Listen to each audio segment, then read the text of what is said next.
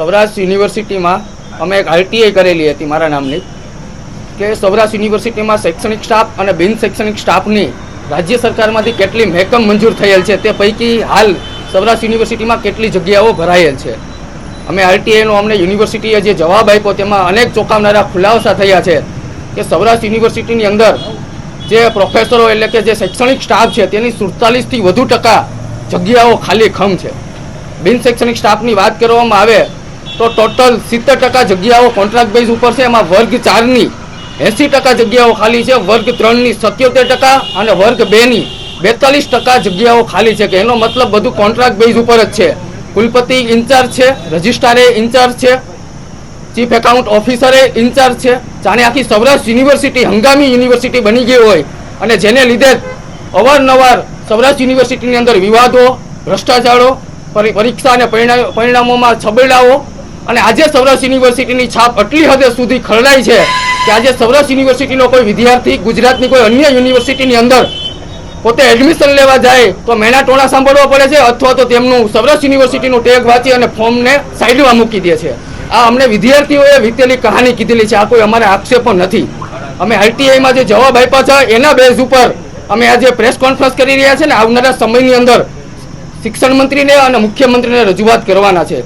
પહેલો પ્રશ્ન તો એ જ થાય કે સૌરાષ્ટ્ર યુનિવર્સિટીમાં 3 વર્ષથી કાર્યકારી કુલપતિના નામે ગાડું દોડવાઈ રહ્યું છે.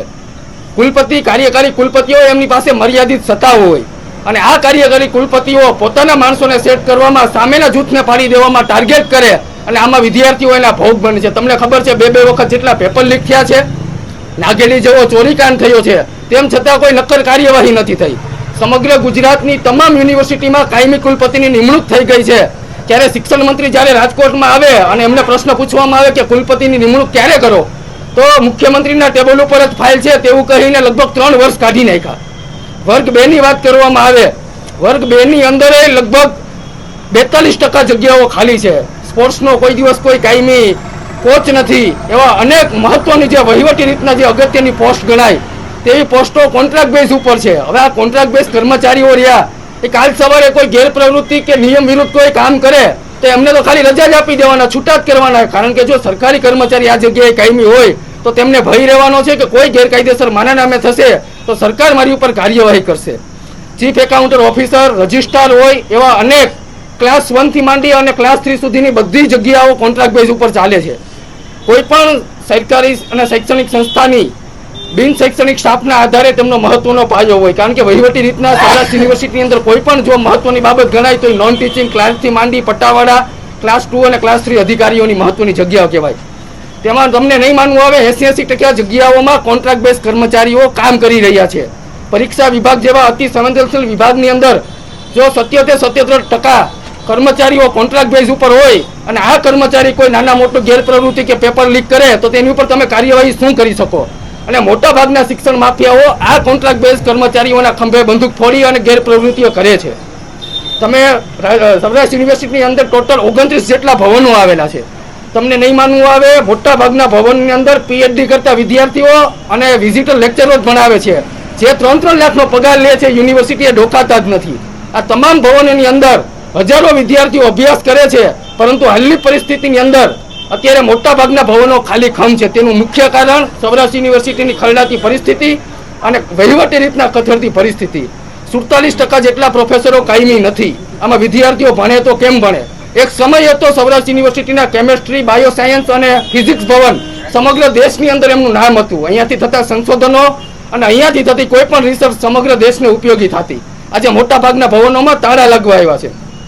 જો આવીને આવી પરિસ્થિતિ રહી તો આવનાર 5 થી 7 વર્ષની અંદર સૌરાષ્ટ્ર યુનિવર્સિટીની અંદર તાળા લાગશે. એ ચોક્કસ છે. કારણ કે અત્યારે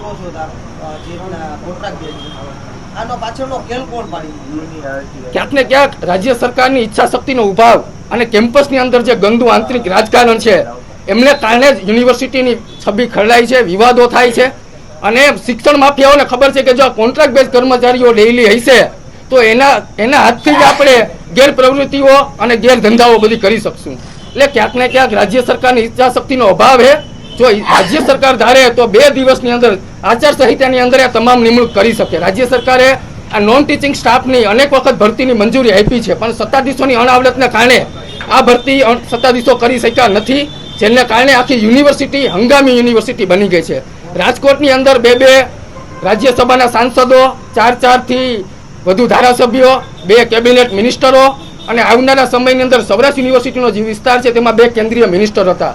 તમે 400 પારની વાત કરો, સૌરાષ્ટ્ર યુનિવર્સિટીની જો ગંભીરતા લીધી હોત ને તો આ યુનિવર્સિટીની આજે હાલત ન થાત. આ યુનિવર્સિટી આજે તાળા લાગવા એવી પરિસ્થિતિ છે.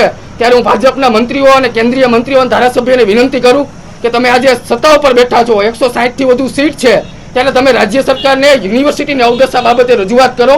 જો તમે આ બાબતે ગંભીરતા નહીં લ્યો તો તમારા અને મારા બાળકો પ્રાઇવેટ યુનિવર્સિટીમાં ફરજિયાત ના છૂટકે એડમિશન લેવું પડશે. રાજકોટ જેવા નાના ટાઉનની અંદર જો 4 ખાનગી યુનિવર્સિટી હોય તો આવનાર સમયની અંદર સરકારી યુનિવર્સિટી ગુજરાતમાં એક પણ ચાલુ નહીં રહે. એ 110% સ્પષ્ટ વાત છે.